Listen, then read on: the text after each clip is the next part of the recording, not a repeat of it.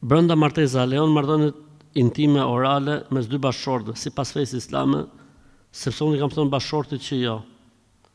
Sepse ngarkohesh me gjuna, ai thotë te meshkujt lejohet, tek femrat jo. Pastaj në halli shkretë të të mush mendjen ty, që e ka mundu me gjeti i të mesme. Alhamdulillah. Po varet ti i ke thonë jo, varet ti mund t'jesh dietare e islamit, myftie, dhe i ke thonë jo, bravo të qoftë. Apo i ke thonë jo, se kështu ta ka morë mendja ty për shembull. Kurse ai pasaj të gjithë mesme.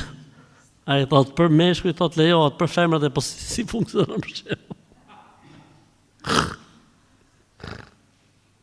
Si funksionon? Sa i shkreti është mundu me gjetit mesme. Kjo i ka thonë jo, sa gjynof, okej, e morën vesh menimin e shejkhas. E kësaj dietarës e morën vesh.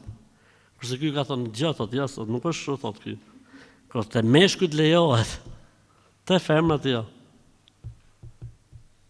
Nuk e di çfarë ka dash autori, thotë, e rëndësishme ajo po u leju, është e lejuar për të dyja gjinin, po që haram, e ndaluar është haram për të dyja gjinit, nuk ka për gjysmë.